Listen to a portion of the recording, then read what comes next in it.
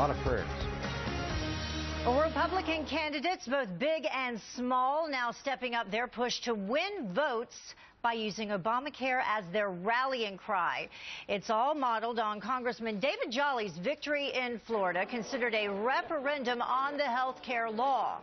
Even in small local races, Republicans are campaigning against Obamacare. Obama and his allies are pushing Obamacare and his job-killing energy policy right here in Alabama. Stand with me, Chip Beeker, and let's tell the Washington liberals enough is enough. As Attorney General, I'll have a special file for Washington's bad ideas. Texas is an exceptional place. I'll fight to keep it that way. Alan Colmes, host of the Alan Colmes radio show and a Fox News contributor, and Brad Blakeman, a former deputy assistant to President George W. Bush, join us now to talk about it. So a rallying cry against Obamacare, is that a winning strategy for Republicans, Brad? Can't hurt, but you have to have more than Obamacare. And the fact that you're seeing even local candidates now advancing Obamacare as an issue tells you something. It tells you that people are hurting even at the local level, and that is affecting local races. Doctors are leaving towns, hospitals are being shuttered.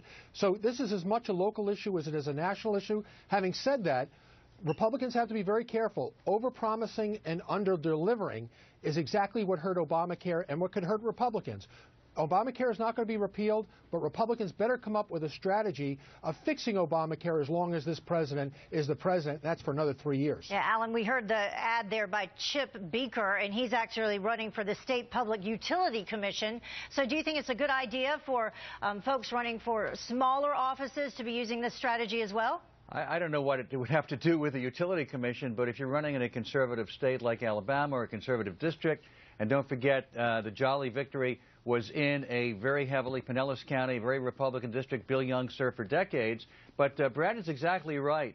There has to be an alternative. Republicans have to come up with new ideas if they're going to change what is already law, and they're not going to overturn the Affordable Care Act. And by the way, a new Bloomberg poll shows that 64% of Americans either don't want to change it or want to make just slight modifications. Not that Republicans want to take advice from me, but I don't think running against Obamacare in and of itself is going to win them elections. And from what I understand, though, Brad, they are already talking about with this cohesive strategy. They're, in fact, calling it a stronger health care system, a plan for freedom, flexibility, and peace of mind. Yeah, I think the law as we know it certainly can't be substantiated over a long period of time. Why? Is because their model is flawed. They were banking on young people, enough of them signing up in order to care for the older people who need care today. What we need to do is open the markets, and the way you do that is selling across state lines, is forming groups of insurance, is tweaking the law enough to make it work for as long as Obama is the president, and revisiting it after that and seeing what other changes have to be made. But certainly, as it exists today, Obamacare will not work for you, me, or anyone else. You can't say it won't work for anyone else. I mean, that's just not true, that it won't work for anybody. And in fact, it's not going to work, Alan, because, look, the people on Medicaid had Medicaid before Obamacare was put in. If you're poor, you're going to get help. If you're rich, you're going to get the best doctors because you can afford it. It's the middle class who's being squeezed in price and access to Obamacare. 80% of Americans actually are keeping exactly what they had. We're talking about 20% of the people who either didn't have insurance or are making changes because of the Affordable Care Act. And most people are getting to like it, and 5 million people have already signed up, including more and more young people as time goes on.